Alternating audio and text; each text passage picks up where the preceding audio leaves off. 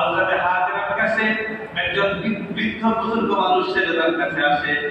শয়তান আসার পরে বলতেছে তোমার সন্তানকে তার পিতা জবাই করবে। এবার বিবি হাজেরা বলতেছে না, আমার স্বামী ইব্রাহিম খলিলুল্লাহ কখনো তার সন্তানকে জবাই করতে পারে না। শয়তান এবার বলে দিল আল্লাহ আদেশ করছে জবাই করার জন্য। হযরত হাজেরা বলেন আল্লাহ পাকের আদেশ যদি আমি আগে থেকে জানতাম তবে আমার সন্তানটাকে আমি আরো সুন্দর করে সাজায় দিয়ে আল্লাহর বিধান পালনে সহযোগিতা করতাম। এবার শয়তান বলে দেখলো আসলে স্ত্রীকে ধোঁকা দেওয়ার কোনো সুযোগ নাই। চলে গেল হযরত ইসমাঈলের কাছে। ইসমাঈলকে বলল তোমার বাবা তোমাকে জবাই করতে চায়, তোমাকে মিনায় নিয়ে যাচ্ছে, তোমাকে জবাই করবে। হযরত ইসমাঈল বলেন আমার বাবা আমাকে বড় ভালোবাসে, বাবা আমাকে জবাই করতে পারবে না। শয়তান বলে আল্লাহ আদেশ করছে তোমার বাবাকে জবাই করার জন্য। ইসমাঈল পয়গম্বর বলেন আমার আল্লাহ যদি আদেশ করে থাকে আল্লাহর বিধান পালন করার জন্য আমি ইসমাঈল নিজেকে কুরবানি করতে রাজি আছি। শয়তান বুঝলো মা যেমন পুত্র তেমন মারা যাবে না, চলে আসলো সরাসরি ইব্রাহিম পয়গম্বরের কাছে। নবীকে ধোঁকা দেওয়ার তো সুযোগ নাই। হযরত ইব্রাহিম পয়গম্বর তখন 7টা প্রস্তর নিক্ষেপ করেছে। এইজন্য এখনো পর্যন্ত হাজী সাহেবরা গিয়ে শয়তানকে নামায় প্রস্তর নিক্ষেপ করে। চলে আসছে বিনায়। বিনায় আসার পরে এবার সন্তানকে বলতেছে লাম্মা বালাগা মা'আহু সা'য়া ক্বালা ইয়া বুনাইয়া ইন্নী আরা ফিল মানাম আন্নী আযবাহুকা ফানজুর মাযা তারা। ইব্রাহিম পয়গম্বর যখন ইসমাঈল পয়গম্বরকে নিয়ে মিনার উপত্যকায় বসলেন, মিনার উপত্যকায় পৌঁছার পরে ইব্রাহিম পয়গম্বর বলেন আল্লাহ আমাকে স্বপ্নে দেখিয়েছে আমি তোমাকে জবাই করতেছি।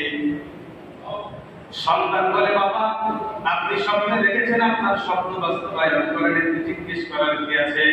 ইব্রাহিম পয়গম্বর বলেন ফানজুর মাযা তারা, আমি তোমার অভিমতটা জানতে চাচ্ছি, তুমি কি বলো? সুবহানাল্লাহ। মুফাসসিরিনে কেরাম বলেন ইব্রাহিম পয়গম্বর সন্তান যদি বলতো জবাই করেন না, তারপরও জবাই করতো। বুঝেন না মানে? তারপরও কথা বলেন আল্লাহর বিধান পালন করতোই। কিন্তু কেন জানতে চাইলেন? জানতে চাইলেন যে আমি এই বাংলাকে যেমন ভালোবাসি আমার সন্তানটাও এরকম ভালোবাসি কিনা পরীক্ষা করার জন্য জিজ্ঞেস করছি। এবার হযরত ইসমাঈল পয়গম্বর তাকে যখন জিজ্ঞেস করেছে তোমার অভিমতটা জানতে চাই, এই ব্যাপারে তোমার কি মতামত?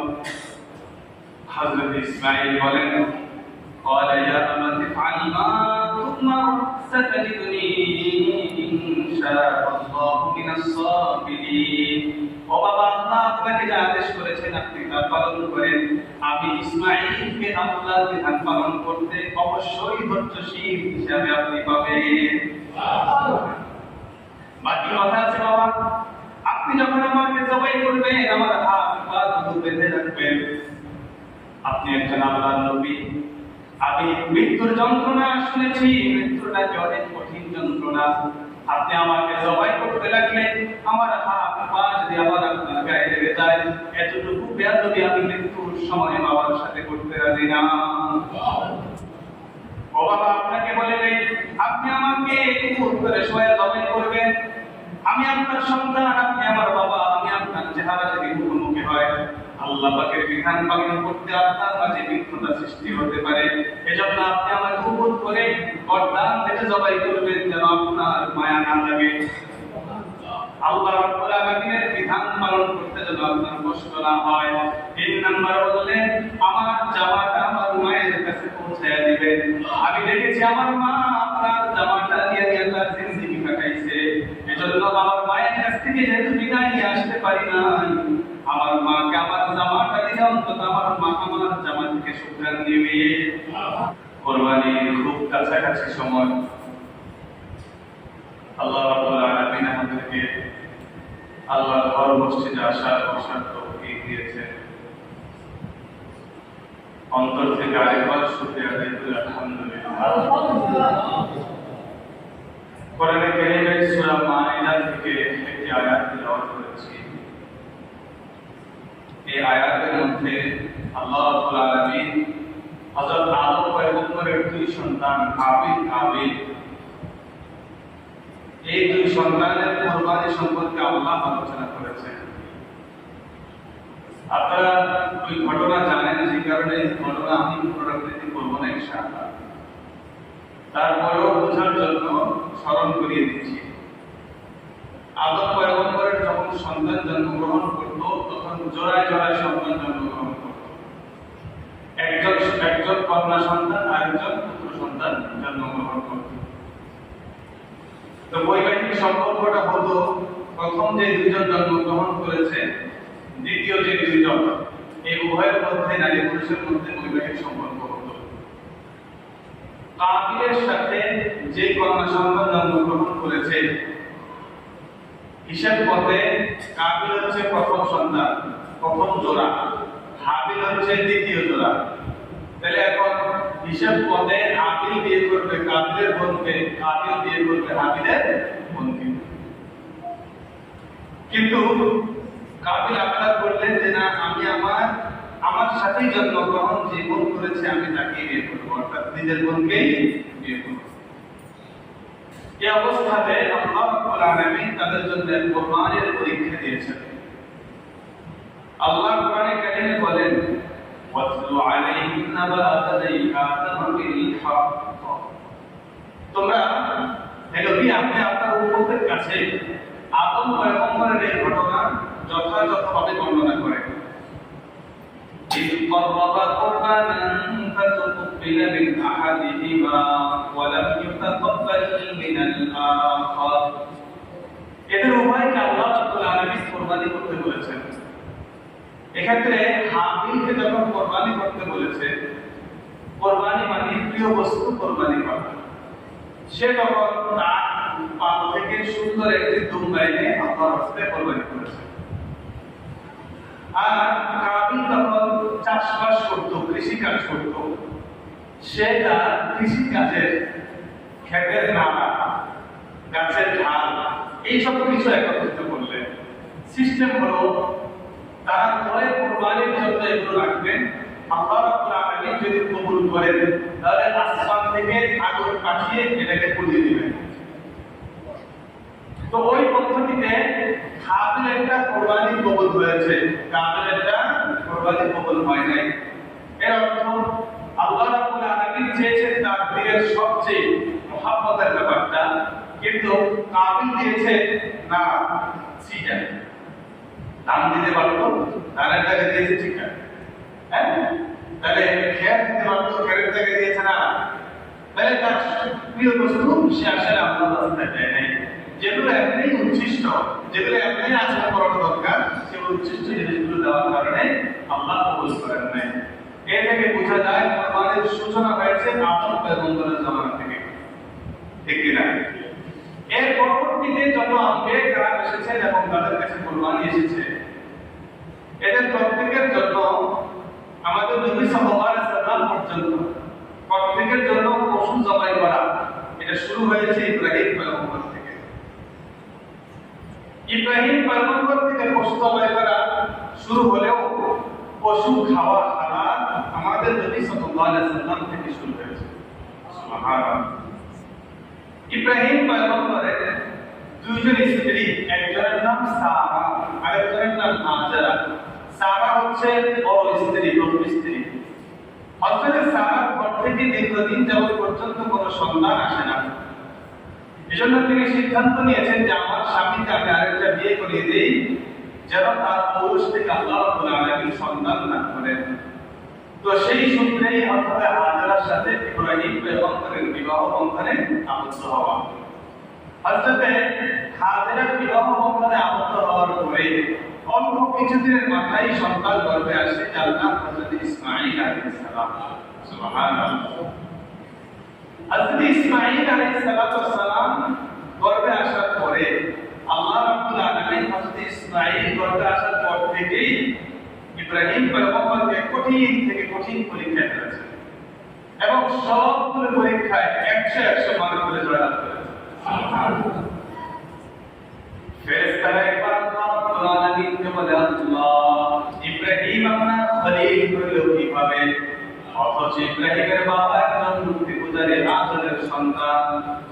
আল্লাহ রাব্বুল আলামিন বলেন যাও ইব্রাহিম আমার শরীর বুঝবা দাও তার কাছে যাও ফেরেশতাকে মানুষের রূপে পাঠায় ইব্রাহিম পয়গম্বরের কাছে পাঠাইছে পাঠানোর পর ইব্রাহিম পয়গম্বরকে দেখেই ফেরেশতা সুবহানাল্লাহ বলে ফেলেছে দেখেই সুবহানাল্লাহ এই শব্দটা উল্লেখ করার পর হযরত ইব্রাহিম বলে আমি আল্লাহর পবিত্রতা ঘোষণা করতে গেলে চতুর্পাশে শুধু মূর্তি পূজারী চতুর্পাশে শুধু মুশরিক আর শিরকি এই শিরকের এই জায়গাটা আল্লাহর পবিত্রতা ঘোষণা করেছে কে তাকায় দেখলে একজন ব্যক্তি সুবহানাল্লাহ বলেছে বলল ভাই আপনি একটু দাঁড়ান আমার পাল থেকে একটা কুর্তি আপনার জন্য হাদিয়া পেশ করলাম ফেরেশতা এবার রুটিনা পাওয়ার পরে এবার বলবো আলহামদুলিল্লাহ সুবহানাল্লাহ আলহামদুলিল্লাহ বলার পরে ইব্রাহিম পয়গম্বর বলে আল্লাহ পাকের শুকরিয়া আদায় করেছেন তার আপনার জন্য আমি আরেকটা উঠে নিয়ে আসি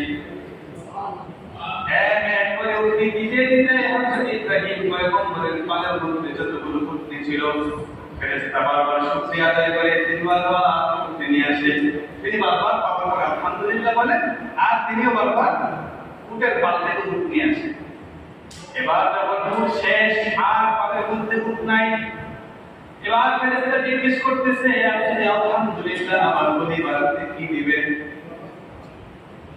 এবার বলে আমি ইব্রাহিম তো শেষ হয়ে যায় আমার পাল থেকে উটগুলো শেষ হয়েছে আপনার যতগুলো উট আপনি পেয়েছেন সবগুলো উট পালার জন্য একজন রাখাল দরকার আপনি যদি আরেকবার আমার রবের শুকর আদায় করেন আমি ইব্রাহিম নিজেকে রাখাল হিসেবে আপনার কাছে সুপর্দ হয়ে যাব এবার ফেরেশতা আল্লাহর কাছে গিয়ে বলতেছে আল্লাহ আপনার খলিল কিভাবে তিনি খলিল হয়েছেন বললাম আমার আর জানার বাকি নাই তিনি আসরের পুত্র নয় বরং আপনার খলিল তার পরিচয় তিনি আপনার বন্ধু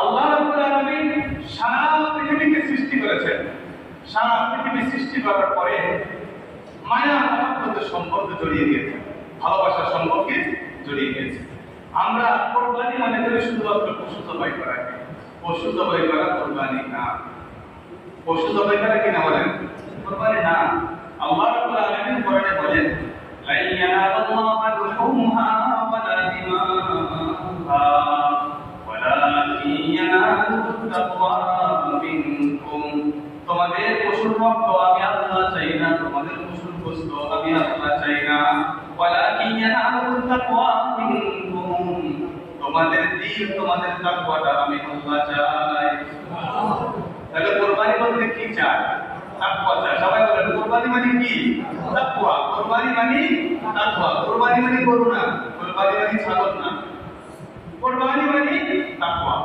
হাবিল কাবিল যখন হাবিল একটা কবুল হয়েছে এবার কাবিল বলতেছে কওয়া লাকুলান্নাক আমি তোমাকে এখন হত্যা করব কারণ তোমার কুরবানি কবুল হয়েছে আমারটা কবুল হয়নি ওই সময় হাবিল বলেন কওয়া লাকুলান্নাক ক্বালা ইন্নামা ইয়াতাকাব্বালুল্লাহু মিনাল মুত্তাকিন আমি হাবিলের কুরবানি কবুল হওয়ার কারণে আমি আল্লাহকে ভালোবাসি আমার অন্তরে তাকওয়া আছে এজন্য কবুল হয়েছে সুবহানাল্লাহ তাহলে বলেন কুরবানি মানে কি তাকওয়া তাকওয়া মানে আল্লাহর মহব্বত তাকওয়া মানে আল্লাহকে মহব্বত আল্লাহ রাব্বুল আলামিন সারা জাহান সৃষ্টি করার পরে 100 ভাগ মহব্বতের 99 ভাগ নিজের কাছে রেখে দিয়েছেন এই এক ভাগ বাকি থাকলো এক ভাগকে আবার 100 ভাগ করলেন আবার 100 ভাগ করে এক ভাগের 99 ভাগ মুহাম্মদুর রাসূলুল্লাহ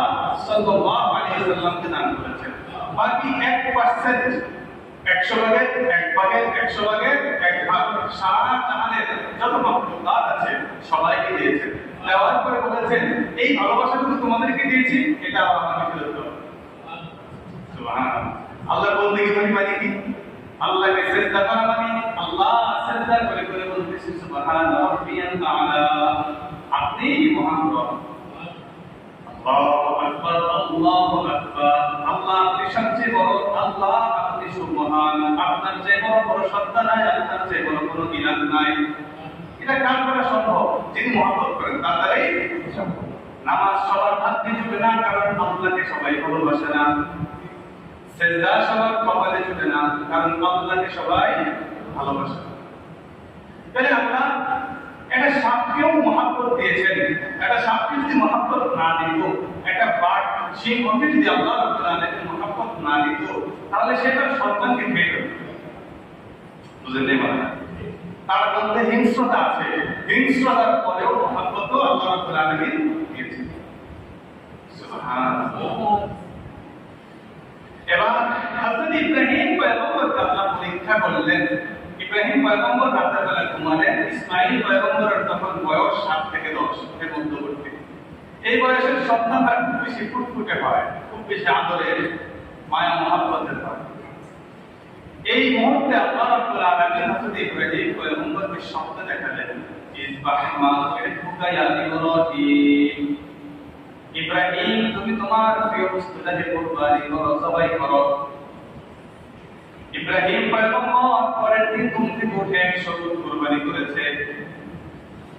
আল্লাহ রাব্বুল আলামিন দ্বিতীয় রাত্রিতে আবার স্বপ্নে দেখিয়েছেন, ইযবাহ মা তুহিব্বুকা ইয়া ইব্রাহিম, ইব্রাহিম তোমার প্রিয় বস্তুটাকে আমি কুরবানি করতে বলেছি, জবাই করতে বলেছি। পরের দিন ঘুম থেকে উঠে আবার দুই শরীর কুরবানি করেছে। চিন্তা করেছে একশো হয়তো আল্লাহর পছন্দ হয় নাই, দুইশোটা করি। তৃতীয় দিন আমার স্বপ্নে দেখেছে, ইব্রাহিম তোমাকে তোমার প্রিয় বস্তুটা জবাই করতে বলছি। হযরত ইব্রাহিম আর বুঝতে বাকি নাই, আমার সবচেয়ে প্রিয় বস্তু সম্ভবত আমার সন্তান। ৮৬ বছর বয়সে আল্লাহ রাব্বুল আলামিন যে সন্তান দিয়েছে তার নাম ইসমাঈল। ইসমাঈলের বয়স যখন ৭ থেকে ৮ বছর বয়স, খুব বেশি মায়া আমি পিতাকে ডাকে, এবং সন্তানকে আল্লাহ জবাই করতে বলতেছে। ইব্রাহিম পয়গম্বর চলে গেলেন হযরত হাজেরার ঘরে। যাওয়ার পরে দেখলেন তার স্ত্রী একটা জামা শুনতেছে, তার জামা খান দিতেছে। বলতেছে, হাজেরা এটা কোন জামা তুমি খান দিচ্ছ? বলে, এটা তো ওই জামা যে জামাটা আগুনে পড়তে পারে না। ইব্রাহিম খলিলুল্লাহকে যখন আগুনে ফেলা হয়েছে তখন এই জামাটা তার গায়ে ছিল, আর আমি আমার স্বামী সেই জামাটা প্রতিদিন শুনে শুনে ধান দিয়ে দিয়ে আমার জীবন কাটাই।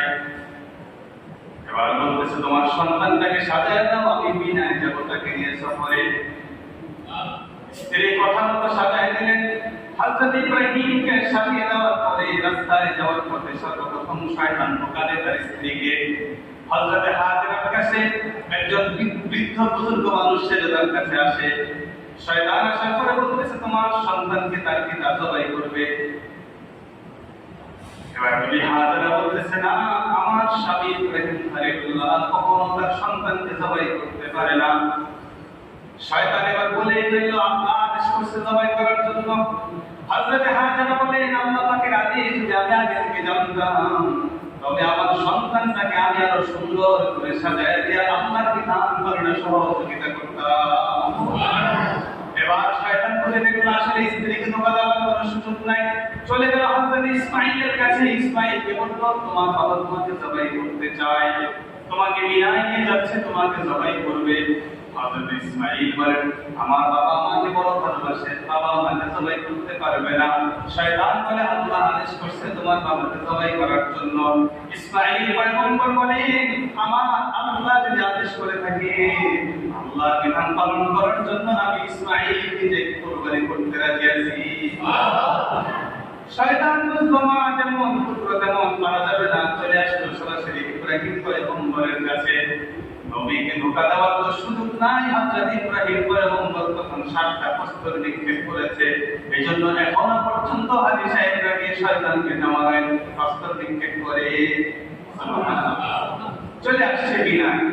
বিনায় আসার পরে এবার সন্তানকে বলতেছে, আগে ঘটনা আল্লাহর কাছে সন্তানের জন্য সারা জীবন দোয়া করছে, রব্বি হাবলি মিনাস সালিহিন, আল্লাহ আমাকে জন্য একটা সন্তান দান করেন। কে দোয়া? ইব্রাহিম পয়গম্বর।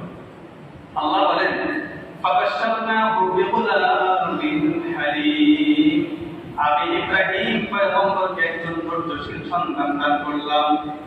لما بلغ معه السعي قال يا بني إني أرى في المنام أني أذبحك فانظر ماذا ترى ইব্রাহিম পয়গম্বর যখন ইসমাঈল পয়গম্বরকে নিয়ে মিনার উপত্যকায় বসলেন, মিনার উপত্যকায় পৌঁছার পরে ইব্রাহিম পয়গম্বর বলেন, আল্লাহ আমাকে স্বপ্নে দেখিয়েছে আমি তোমাকে জবাই করতেছি। সন্তান বলে, বাবা আপনি স্বপ্নে দেখেছেন, আপনার স্বপ্ন বাস্তবায়ন করেন, একটু জিজ্ঞেস করার কি আছে? ইব্রাহিম পয়গম্বর বলেন, ফানজুর মাযা তারা, আমি তোমার অভিমতটা জানতে চাচ্ছি, তুমি কি বলো? মুফাসসিরিনে কেরাম বলেন, ইব্রাহিম পয়গম্বর সন্তান যদি বলতো জবাই করেন না, তারপরও জবাই করতো। বুঝলেন না? তারপরও কথা বলেন, আল্লাহর বিধান পালন করতোই। কিন্তু কেন জানতে চাইলেন যে আমি ইব্রাহিম আল্লাহকে যেমন ভালোবাসি, আমার সন্তানটাও এরকম ভালোবাসি কিনা পরীক্ষা করার জন্য জিজ্ঞেস করছি। এবার হযরত ইসমাঈল পয়গম্বর তাকে যখন জিজ্ঞেস করেছে, তোমার অভিমতটা জানতে চাই, এই ব্যাপারে তোমার কি মতামত? হযরত ইসমাঈল বলেন, قال يا أبت افعل ما تؤمر ستجدني إن شاء الله من الصابرين। ও বাবা, আল্লাহ আপনাকে যা আদেশ করেছেন আপনি তা পালন করেন। আমি ইসমাঈলকে আল্লাহর বিধান পালন করতে অবশ্যই ধৈর্যশীল হিসাবে আপনি পাবেন। বাকি কথা আছে বাবা, আপনি যখন আমাকে জবাই করবেন আমার হাত পা দুটো বেঁধে রাখবেন। আপনি একজন আল্লাহর নবী, আমি মৃত্যুর যন্ত্রণা শুনেছি, মৃত্যুটা অনেক কঠিন যন্ত্রণা। আপনি আমাকে জবাই করতে লাগলেন, আমার হাত পা যদি আবার আপনার গায়ে লেগে যায়, এতটুকু বেয়াদবি আমি মৃত্যুর সময় বাবার সাথে করতে রাজি না। ও বাবা, আপনাকে বলে নেই, আপনি আমাকে কুকুর করে শোয়া জবাই করবেন। আমি আপনার সন্তান, আপনি আমার বাবা, আমি আপনার চেহারা যদি মুখোমুখি হয়, আল্লাহ পাকের বিধান পালন করতে আপনার মাঝে বিঘ্নতা সৃষ্টি হতে পারে। এজন্য আপনি আমাকে কুকুর করে গর্দান থেকে জবাই করবেন, যেন আপনার মায়া না লাগে। আল্লাহ রাব্বুল আলামিনের বিধান পালন করতে যেন আপনার কষ্ট না হয়। 3 নাম্বার বললেন, আমার জামাটা আমার মায়ের কাছে পৌঁছায়া দিবেন। আমি দেখেছি আমার মা আপনার জামাটা দিয়ে তার জিন্দেগি কাটাইছে। এজন্য আমার মায়ের কাছ থেকে যেহেতু বিদায় নিয়ে আসতে পারি নাই, আমার মাকে আমার জামাটা দিলে অন্তত আমার মা আমার জামা থেকে শুকরান দিবে। 4 নম্বরে বললেন, বাবা আপনি আপনার চক্ষুটা বেঁধে তরবারিটাকে ভালো করে ধারালো করে আপনি আমার গলায় গর্দানে আঘাত করবেন। আমার গর্দানে আপনি ছুরি বসাবেন, যেন আপনি নিজে না দেখেন আপনি সন্তানের গলায় ছুরি ধরেছেন। এতে করে আপনার অন্তরে মায়া আসতে পারে, আল্লাহর বিধান পালন করতে আপনার কষ্ট হতে পারে। আপনার আল্লাহর বিধান পালন করতে যেন কোনো বিঘ্নতা না ঘটে, এজন্য আপনার চোখে আপনি একটা কাপড় পেঁচিয়ে দিবেন। সবগুলো বিধিবিধান যখন শেষ, ছেলে এবং বাবা উভয়ে যখন সম্মত হয়েছে আল্লাহর বিধান পালন করবে, ওই অবস্থায় আসমানের সমস্ত ফেরেশতারা চিৎকার করে কান্না করতেছে, আরে দুনিয়ায় কি করতেছে? পিতা তার সন্তানকে জবাই করতেছে। যে বয়সে সারা জীবন কান্নাকাটি করে সন্তান তাকে পিতা পেয়েছে, পিতার বয়স যখন 86 বছর, তখন সন্তানের প্রতি মায়া কি পরিমাণ হয়? এত দীর্ঘ সময় পরে একটা সন্তান আল্লাহ দিয়েছেন, আবার এই সন্তানটাকে আবার জবাই করার জন্য বলছে। আসমানের ফেরেশতারা কান্না করতেছে আর বলতেছে, আল্লাহ ইসমাঈলকে আপনি জবাই করেন না, ইব্রাহিম পয়গম্বরের সম্পদটাকে আপনি নিয়েন না। আল্লাহ রাব্বুল আলামিন হযরত জিবরাইলকে পাঠিয়ে দিলেন, জান্নাতের একটা তুম বানিয়ে দাও, ইসমাঈলের জায়গাটায় তুমি জান্নাতের তুমটা বসায় দাও। হযরত ইসমাঈল পয়গম্বরের জায়গাটায় সরাসরি জিবরাইল আমিন তুমটা নিয়ে আসছে। ইসমাঈল পয়গম্বর শুরুতে বলতেছে, আল্লাহু আকবার, আল্লাহু আকবার, আল্লাহ সুবহানাল্লাহ, সুবহান, এই বক্তব্যগুলো ইসমাঈল বলতেছে সুবহানাল্লাহ। মৃত্যুর আগে বলতেছে আল্লাহু আকবার, আল্লাহু আকবার। বাবা বলতেছে লা ইলাহা ইল্লাল্লাহ, আল্লাহু আকবার, আল্লাহ ছাড়া কোনো ইলাহ নাই, তিনি সুবহান। এরপরে যখন সবাই হয়েছে আল্লাহু আকবার ওয়া লিল্লাহিল হামদ, ইসমাঈল পয়গম্বর যখন দেখলেন তিনি তার জবাইটা হয় নাই, জবাইটা হয়েছে, রক্ত হয়েছে, ঠিক রক্ত বের হয়েছে, কিন্তু তিনি উঠে এবার বলতেছে আল্লাহু আকবার ওয়ালিল্লাহিল হামদ, সুবহান সেই রবের সমস্ত প্রশংসা। এজন্য পুরো তাকবীরটা আল্লাহু আকবার আল্লাহু আকবার লা ইলাহা ইল্লাল্লাহু আল্লাহু আকবার আল্লাহু আকবার ওয়ালিল্লাহিল হামদ। সুবহানাল্লাহ। কুরবানি হয়েছে হযরতে ইসমাঈল পয়গম্বর জবাই হন নাই, কিন্তু ইব্রাহিম পয়গম্বর আল্লাহর বিধান পালন করতে এক বিন্দু পরিমাণ পিছপা হন নাই। মজার ব্যাপার দেখেন, হযরত ইব্রাহিম পয়গম্বর, ওনার সন্তান হযরত ইসমাঈল, ওনার স্ত্রী হযরত হাজেরা, তিনজনকেই শয়তান ধোঁকা দিতে চেয়েছে, একজনকেও ধোঁকা দিতে পারে নাই। আল্লাহর বিধান যেখানে আসছে, যখন শুনেছেন আল্লাহ পাকের বিধান, যখনই শুনেছে আল্লাহ বলেছেন, তখনই বলেছেন আল্লাহর বিধান পালন করতে আমি স্ত্রী হাজেরা আরো সুন্দর করে সাজিয়ে দিতাম, যেন আল্লাহর এই বিধান পালন করতে কোনো অসুবিধা না হয়। এগুলো একজন নেককার স্ত্রী, এরাই জান্নাতি, এরা দুনিয়ার আসল জান্নাতি, এরা জান্নাতের অংশী। এজন্য আল্লাহ পাকের বিধানের সামনে আমার পছন্দ অপছন্দের কোনো সুযোগ নাই। আমার পছন্দ অপছন্দ, আমার ভালো লাগা আমার খারাপ লাগার কোনো সুযোগ নাই। আল্লাহ পাকের বিধানের সাথে কোনো যুক্তি নাই। হাজেরা তো পারতো যুক্তি দান করাইতে, কেন আমার সন্তানটাকে এতদিন পরে আবার দেওয়ার পরে কোরবানি করবে, এতদিন পরে জবাই করবে কেন, এই প্রশ্ন হাজেরা বলেন নাই। তিনারা হলেন স্ত্রী, তিনারা নেককার রমণী। এজন্য আমাদের মানুষদের প্রত্যেকের উচিত স্বামীকে সহযোগিতা করা দিন পালনের ক্ষেত্রে। যখনই দিনের কোনো ব্যাপার, আল্লাহ প্রদত্ত কোনো ব্যাপার, অথবা রাসূলের কোনো ব্যাপার, কোনো সুন্নাহ যখন আসবে, আমরা অকপটে সবাই বলবো হ্যাঁ আল্লাহ এবং আল্লাহর রাসূলের সমস্ত বিধান কোন রকম যুক্তি ছাড়া আমি মেনে নিলাম। ইনশাআল্লাহ সমস্ত পুরুষ বলতে হবে আল্লাহ এবং আল্লাহর রাসূলের সমস্ত বিধান যুক্তি সহ না, যুক্তি ছাড়া, সমস্ত যুক্তি ছাড়া আমরা মেনে নিলাম। আল্লাহ সবাইকে তৌফিক দান করেন। হযরত ইসমাঈল পয়গম্বরের ওই কুরবানি থেকে এবার আল্লাহ বলেন ফালাম্মা আসলামা ওয়া তাল্লাহু লিল জাবিন ওয়া নাদাইনাহু আন ইয়া ইব্রাহিম। হযরত ইব্রাহিম পয়গম্বর ইসমাঈলকে শোয়ানোর পরে যখন ছুরি চালাচ্ছে, আসমান থেকে গায়েবী আওয়াজ আসছে, ইয়া ইব্রাহিম, হে ইব্রাহিম, কদ সাদ্দাকার রুবিয়া, তুমি তোমার স্বপ্ন বাস্তবায়ন করে ফেলেছ। ইন্না কাযালিকা নাজজিল মুহসিনিন, আমি নেককারদের বেবাদী প্রতিদান দিয়ে থাকি। ইন্না হাযা লাহুল বালাউল মুবিন। ইব্রাহিম, এটা তোমার জন্য ছিল বড় পরীক্ষা, স্পষ্ট পরীক্ষা। অফালাইয়াহু বিযিবহিন আযীম, আর তোমার সন্তানের বদলে আজকে দেখি পশু জবাই করার মাধ্যমে কুরবানির বিধান চালু হয়েছে। সুবহানাল্লাহ।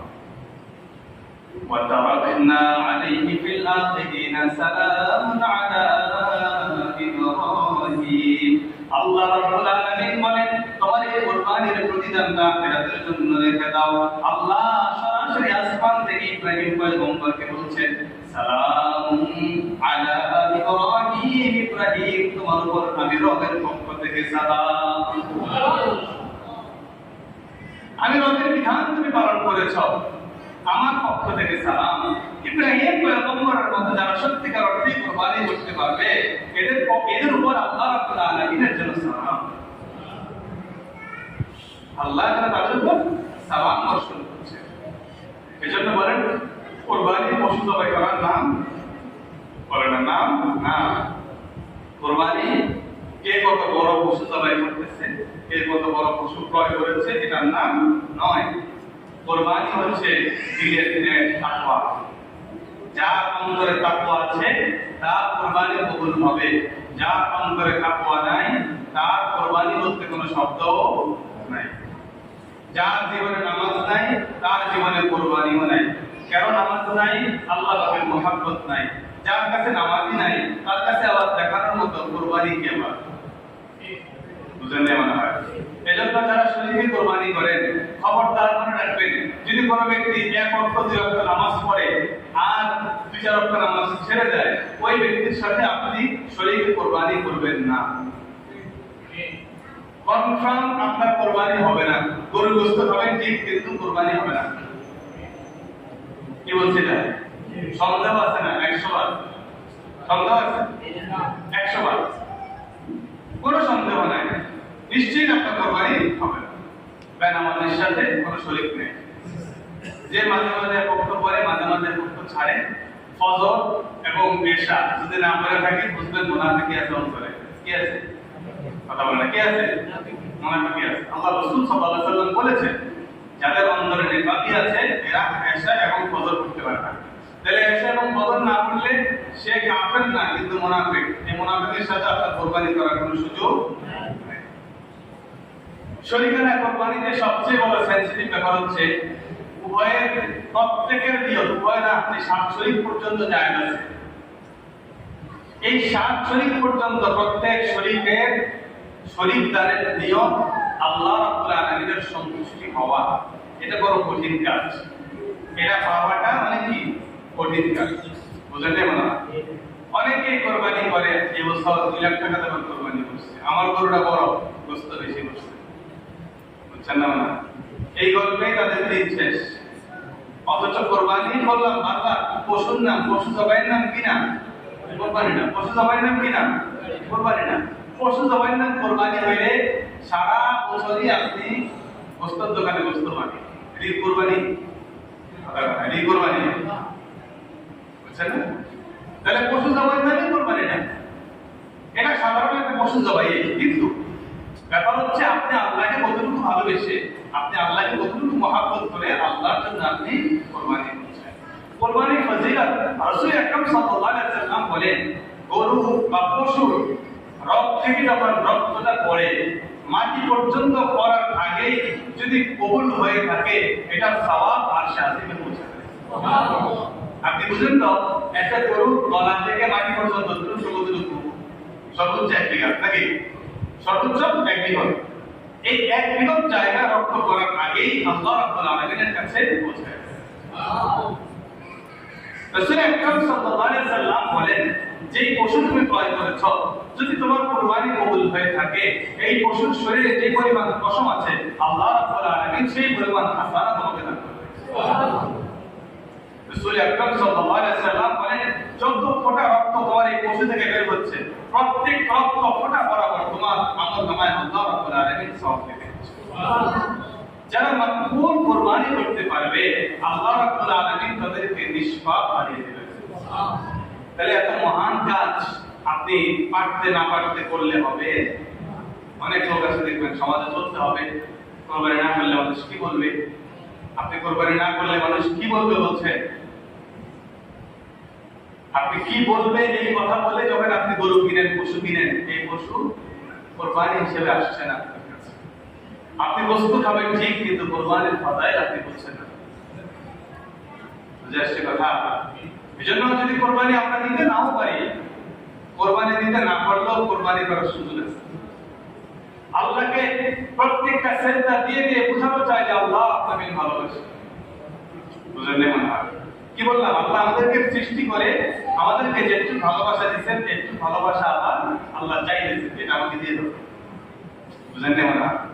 মান আহাব্বা লিল্লাহ ওয়া আবগযা লিল্লাহ। আল্লাহ বলেন, তুমি তোমার স্ত্রীকে ভালোবাসো, আমি আল্লাহর জন্য ভালোবাসো। তুমি তোমার সন্তানকে ভালোবাসো, পিতামাতাকে ভালোবাসো, কার জন্য ভালোবাসো? তাহলে যেটুকু ভালোবাসা তোমাকে দিয়েছি সেটা আবার কে দিয়ে যাচ্ছে? আল্লাহ। মান আহাব্বা লিল্লাহি ওয়া আবগযা লিল্লাহ। কাউকে ভালোবাসবা না, সেটাও আল্লাহর জন্য ভালোবাসবা না। কোন গান বাজনা করলে ওয়ালা গায়ককে ভালোবাসি না, কারণ আল্লাহর জন্য ভালোবাসি না। বুঝছেন না? ওয়া আ'তা লিল্লাহি ওয়া মানআ লিল্লাহ। কাউকে যখন কোনো কিছু দিবা তো আল্লাহর জন্য দিবা, কাউকে কোনো কিছু দিবা না সেটাও আল্লাহর জন্য দিবা না। মসজিদ আল্লাহর ঘর, মাদ্রাসা আল্লাহর রাসূলের ঘর, বাইতুল নবী, বাইতুল্লাহ এবং বাইতুল নবী উভয় ক্ষেত্রে আমরা দান করি কেন? কার জন্য? আল্লাহর জন্য। আল্লাহর মহব্বত, রাসূলের মহব্বত আমরা দান করি।